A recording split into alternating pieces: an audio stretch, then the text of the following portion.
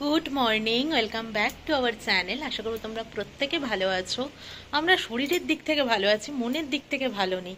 সকাল সকাল সমস্ত কাজ সেরে নিলাম। এখন বাজে 10:52। 11টার দিকে ভাবলাম ডিমারটা সেরে আসি, কারণ আজকে সেরকম রান্নার চাপও নেই, আর প্রমিত তো ওয়ার্ক ফ্রম হোম। কারণ আজকে পুঁই শাকের চচ্চড়ি আছে, কালকে করেছিলাম মাছের মাথা ফাতা দিয়ে, ওটা কিছুটা আছে, শুধু আজকে চিংড়ি মাছ ভাপাই বানাবো। তো ওটা করতে তো বেশিক্ষণ লাগবে না, তাই ভাবলাম ডিমারটাও সেরে আসি। তাহলে কোথায় কি তো বৃষ্টি হয়ে যাচ্ছে। কালকে আমি কোনো ভ্লগ শ্যুট করিনি, তোমরা একদিন পাবে না ভ্লগ। তো কালকেও একই ওয়েদার গেছে, সকাল থেকে বৃষ্টি। তবে কালকে এতটা সকাল থেকেও আবার নেমে যায়নি, আজকে একটু বেশি সকাল থেকে নেমে গেল। তো কালকেও ওই জন্য মন মেজাজ ভালো লাগছিল না। এরকম ওয়েদারে কারোর ভালো লাগে? মানে ব্যাঙ্গালোরের ওয়েদারটা এরকম হয়ে গেছে, না শীত পড়ছে না গরম লাগছে, আর এরকম বর্ষাকালের মতো স্যাঁতস্যাঁতে একটা ওয়েদার দিয়ে রেখেছে। আবার বেশি মানে বাইরে বেরোলে বেশি মোটা কিছু গায়ে দিলে গরম লাগবে, বেশি পাতলা কিছু গায়ে দিলে আবার একটু ঠান্ডা লাগবে।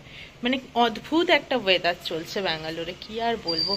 জাস্ট আমি পুজোও দিলাম, আর ব্লিঙ্কিট আসা যাওয়া, জোম্যাটো, সুইগি এসব তো আসছেই গাড়ি।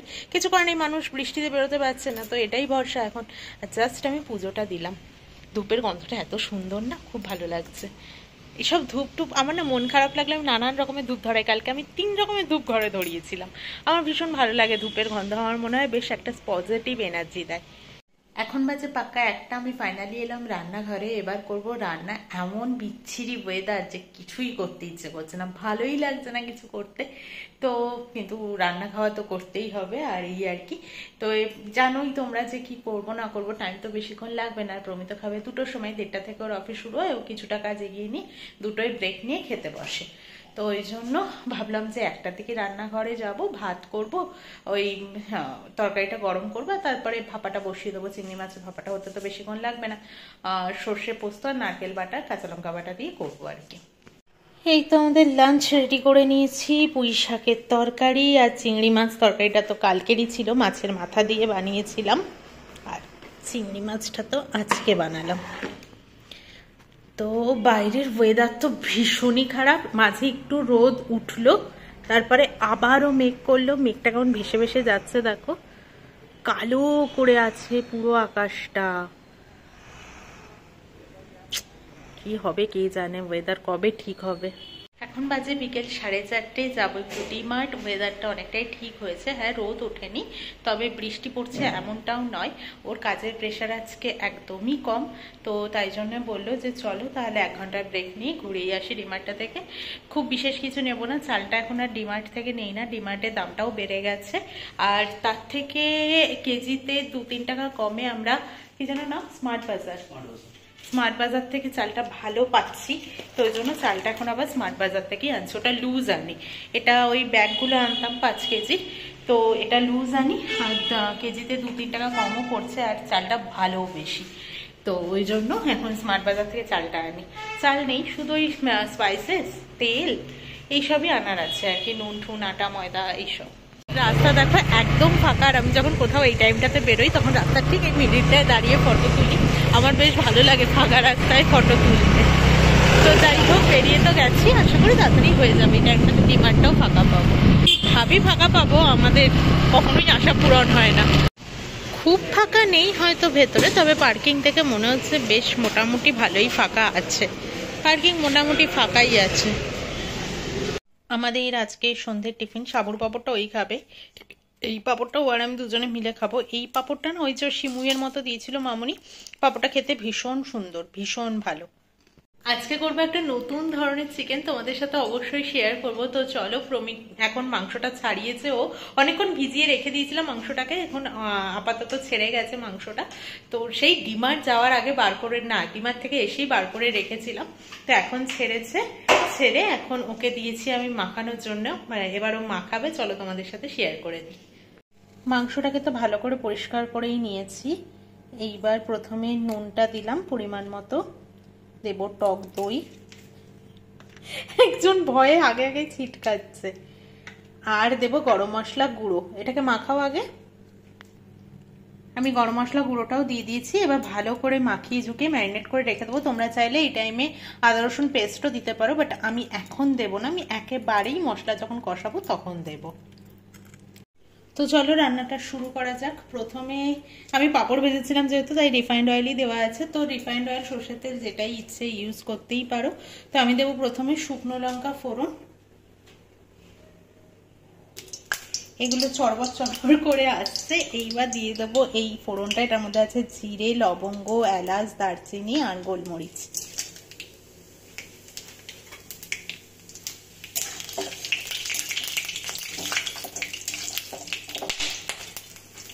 এলাচগুলো প্রচন্ড বেশি ফাটে।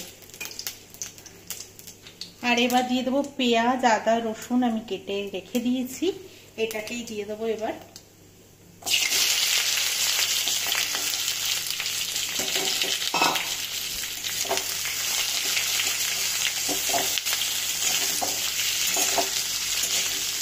পেঁয়াজটা জাস্ট একটু নরম হওয়া অবধি অপেক্ষা করবো।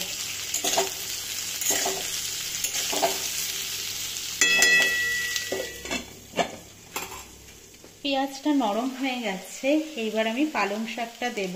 তোমাদেরকে এবার বলে আমি কি রান্না করছি, আমি করছি হচ্ছে পালক চিকেন। তো পালং শাকের এই ডাঁটগুলোও আমি নিয়ে নিয়েছি। মাংস বুঝে অবশ্যই এক গাদা তো আর দেওয়া যায় না।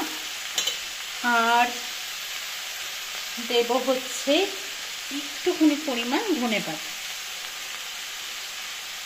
ব্যাস, এবার এটাকে নরম হতে দেব। ব্যাস, আমার মনেই নেই তোমাদেরকে রেসিপির নামটা বলতে। তো পালং শাকটা দিয়ে তারপর তোমাদেরকে বললাম হ্যাঁ আমি আজকে পালক চিকেন বানাচ্ছি। কোনোদিন ভাবিও নি যে পালক চিকেন বানাবো বা হয় এরকম কিছু। অবশ্যই আমি একটা রেসিপি দেখেছি, দেখে মনে হলো না খারাপ লাগবে না, ভালোই লাগবে খেতে, তাই একবার ট্রাই করাই যায়। তো দেখা যাক, আজকে তো আমরা রুমালি রুটির সাথে খাবো। তা আশা করি ফ্রাইড রাইস, পোলাও এইসব দিয়েও ভালো লাগবে, পরোটা টরোটা দিয়েও ভালোই লাগবে। এটাকে আমি নামিয়ে নিয়েছি, পুরোটা ঠিকঠাক মতো হয়ে গেছে। তো এরপর এটা ঠান্ডা করে আমি মিক্সিতে ব্লেন্ড করে নেব। এবার তেলটা গরম হয়ে গেছে, এর মধ্যে আমি কেটে রেখেছি কুচি করে পেঁয়াজ, সেটা দিয়ে দেব।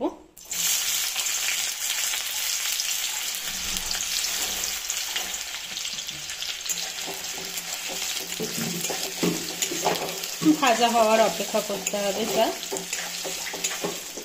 পেঁয়াজটা তো মোটামুটি ভাজা হয়ে গেছে। দেখো কড়াইটা আমার পুড়ে গেছে, পালং শাক থেকে জল বেরিয়েছিল আগের ভাজার সময়। তো পেঁয়াজটা আমার মোটামুটি ভাজা হয়ে গেছে, এবার আমি মাখিয়ে রাখা চিকেনটাকে দিয়ে দেব।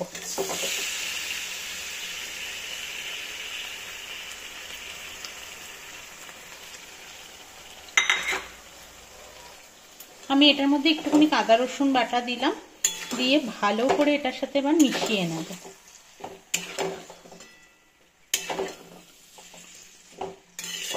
এরপর শুধু ঢাকা চাপা দিয়ে কষানোই কাজ, আর সেরকম তো কোনো কাজ নেই এখন।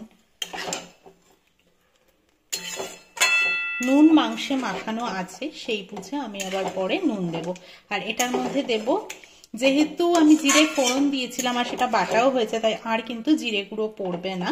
দেব ধনে গুঁড়ো, হলুদ গুঁড়ো আর লঙ্কার গুঁড়ো, সেটা এখন নয়, একটু একে একে এবার আমি ধনে গুঁড়োটা অ্যাড করব।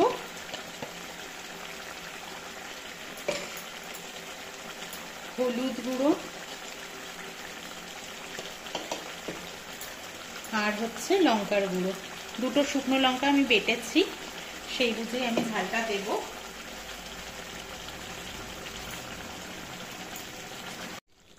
এটা তো মোটামুটি নেড়ে চেড়ে আমি কষিয়ে নিচ্ছি। আর এবার দিয়ে দেব আমি সেই পালং শাকটা বেটেছিলাম যেটা, সেটা। আমি কিন্তু বাটার সময় এক ফোঁটাও জল ইউজ করিনি, কারণ এটার থেকে কিন্তু অলরেডি দই ঠই দেওয়া আছে, নুন দেওয়া আছে, তো জল কিন্তু বেরোবে। যতটা কম ইউজ করা যায়, একেবারেই না করাই ভালো, তারপরেও যদি লাগে তখন তো করতেই হবে।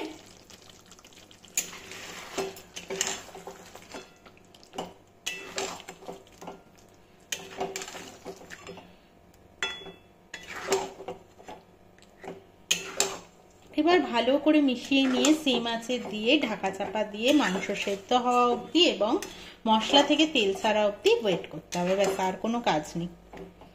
এতক্ষণ অবধি একটু হ্যাপা ছিল বটে, একেবারেই বলবো না যে 2 মিনিটে 3 মিনিটে চিকেন হয়ে যাবে কোনো খাটনি ছাড়া, বড্ড খাটনি আছে একটু, তো ঠিক আছে।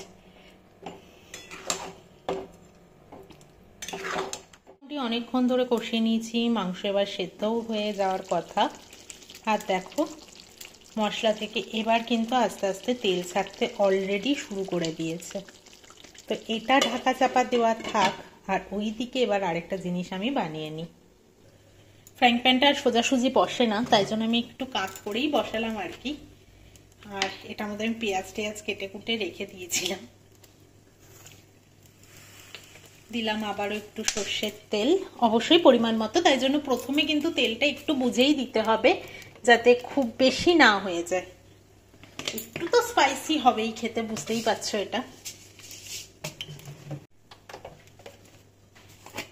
তেল এদিকে গরম হয়ে গেছে, এবার আমি এটার মধ্যে বেশি না মাংস বুঝে আমি এখানে 4-5 কোয়া রসুন থেতো করে রেখেছিলাম, তোমরা চাইলে কুচি করেও দিতে পারো, তবে আমি অতটা ভালো কুচি করতে পারবো না বলেই আমি থেতো করে দিয়েছি। থেতো গ্রেট করে তারপরে কুচি করে যেভাবে ইচ্ছে তোমরা ইউজ করতে পারো, কোনোটাতেই স্বাদের কিছু হেরফের হবে না, ঠিকঠাকই হবে। রসুনটা হয়ে গেছে, লাল লাল দেখাই যাচ্ছে। এরপরে দিয়ে দিলাম কাসুরি মেথি পাতা,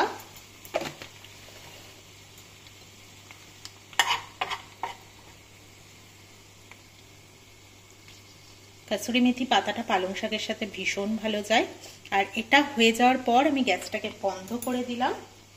এবার দেব কাশ্মীরি রেড চিলি পাউডার, ব্যাস এবার মিশিয়ে নিয়ে এটাকে মাংসের ওপরে দিয়ে দেবো। দেখতেই পাচ্ছ আমি ঢেলে দিয়েছি, আর এবার জাস্ট মিশিয়ে নেব।